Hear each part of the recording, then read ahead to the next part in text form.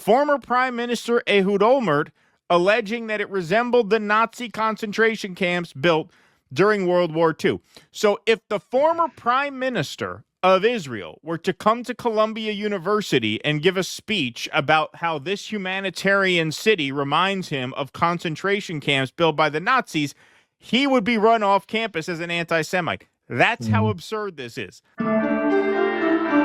Welcome to the Jimmy Dore Show, everybody. Keaton Weiss and Russell Dobular sitting in for Jimmy this week while he is on the road. All right, folks. So in the ongoing sort of, I would say, I wouldn't even call it a battle, since most of these college campuses are just bending to the will of not only Donald Trump, but the pro-Israel powers that be that abound far and wide in this country. Breaking: Columbia University adopts controversial IHRA, the International Holocaust Remembrance Association. Is that what it is? Is it association? I think that's what it is. Definition of anti-Semitism. Initiates programming and training partnerships with the Anti-Defamation League, an organization that has repeatedly smeared pro-Palestine protesters. More details below. So this is an article in the Daily News. Columbia University adopts new definition of anti-Semitism, shuns pro-Palestinian group. Months into its fight to restore federal funding revoked by the Trump administration over anti-Semitism claims, Columbia University has adopted a new set of policies that include refusing to meet with a coalition of student protesters who pitched tents in support of Gaza.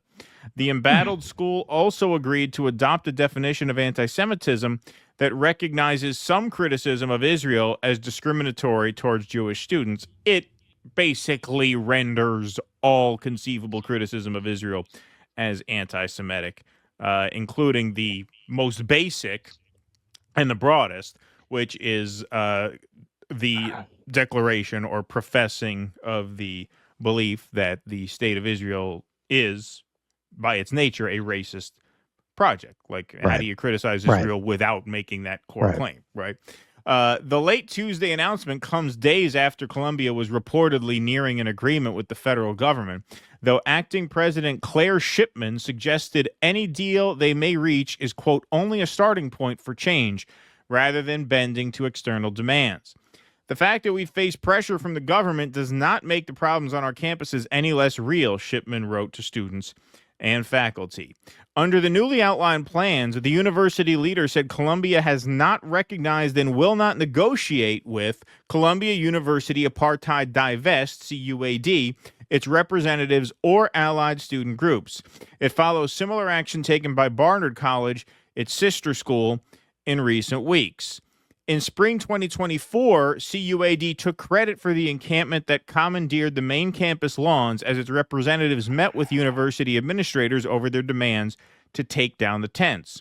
When talks failed, the college administration called the NYPD to clear the demonstration twice. Those were those massive clashes with the cops that we all saw.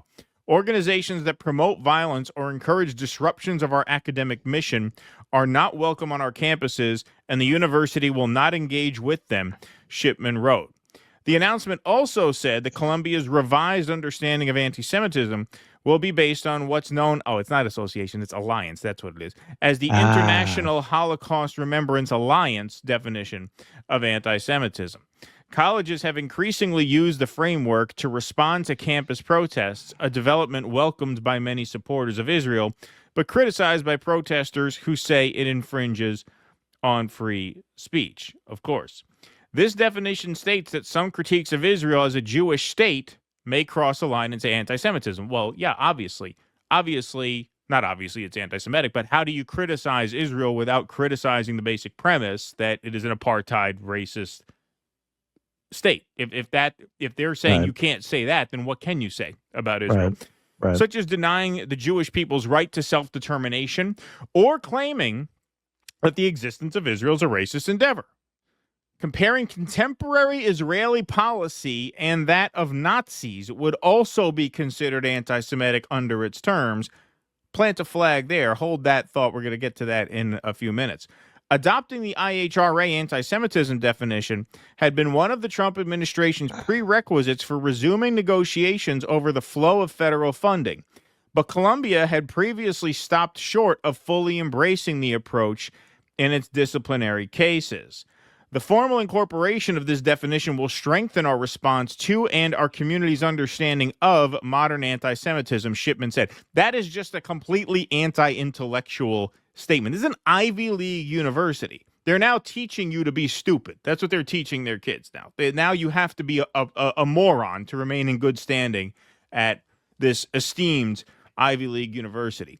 CUAD acknowledged Shipman's email and her disavowal of the group on X, but reserved its most searing criticism for the new anti-Semitism definition. So here is the CUAD handle, Columbia BDS. Columbia and Harvard adopting the IHRA definition of anti-Semitism is a bold step toward protecting students from having to hear critiques of genocide, apparently. Yes, well said.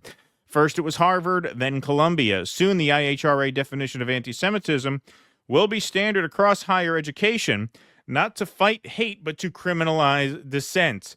Absolutely.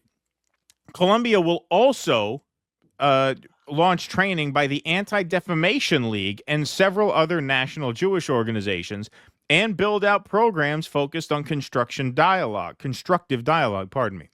Brian Cohen, executive director of the campus Hillel, welcomed the steps as recognizing a campus anti-Semitism problem and its impact on Jewish students' sense of safety and belonging,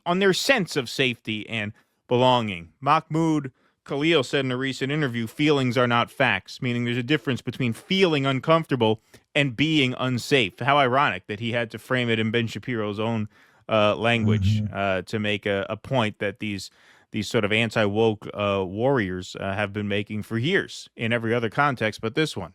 I hope this announcement marks the beginning of meaningful and sustained change, Cohen said. So back to Twitter.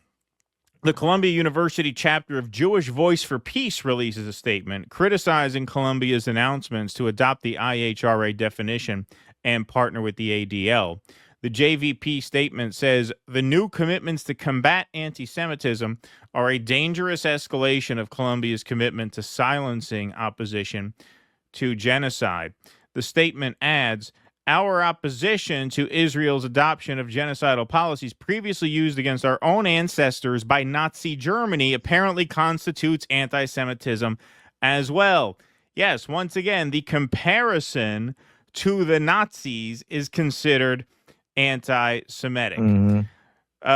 Joseph Hawley, a Jewish professor at Columbia University, slams the university's announcements on partnering with the ADL and adopting the IHRA definition of anti-Semitism.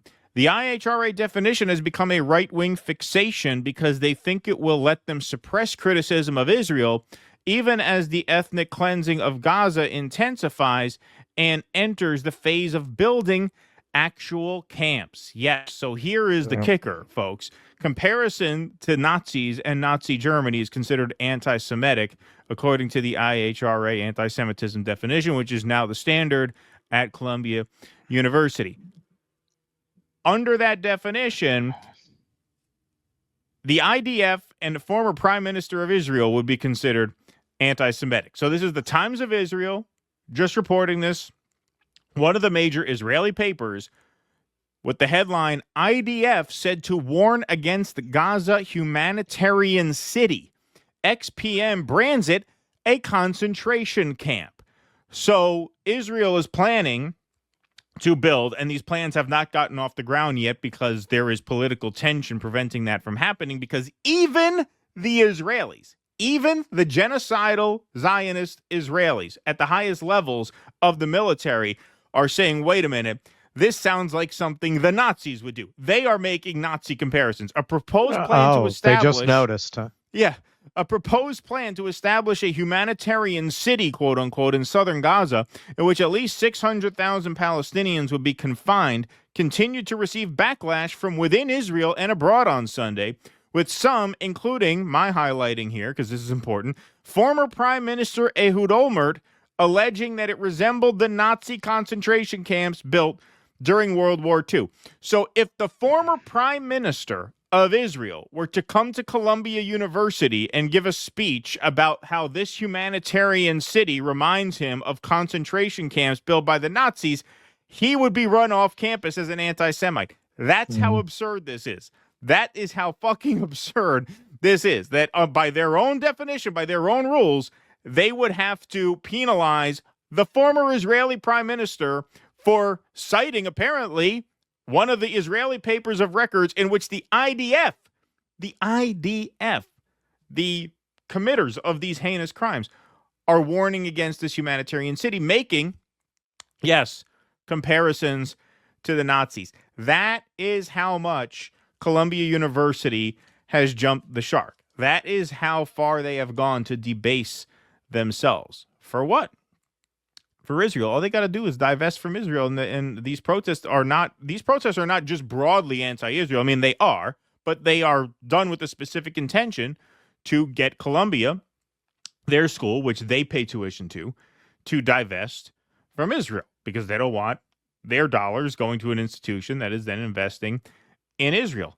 And to think of just the denigration of this academic institution, a very well regarded and well respected academic institution, to basically force its students to play dumb on the question of Israel. Also, are they disbanding their colonial studies program? Like, are they just not going to teach about colonialism anymore? Are they going to still teach about colonialism? Are they? Right. Are they still going to teach any of that shit, or are they going to take that out? Because you talk about stupid, right? How are they going to keep that curriculum in place, but have this carve out for Israel where nothing they learn in one class can be applied to another because of who the people in question are? Well, that was the article I wrote right after October 7th, that this was going to create a real problem for them, because the woke project in academia was never aimed at creating meaningful action. Its purpose was always to prevent meaningful threats to the establishment. That's why its fixations are almost exclusively backward looking. And insofar as it deals with the present, it deals with manners, microaggressions, right? If they're going to talk about slavery, they don't talk about the fact that you have more slaves alive today than in the entire history of the world. Because you start delving into that, you start delving into supply chains, you start delving into sweatshops, you start delving into how a lot of these corporations that donate money to these universities stay profitable, right? So they only want to talk about slavery of people who are long dead that you can't help, and interrogate it as theoretical.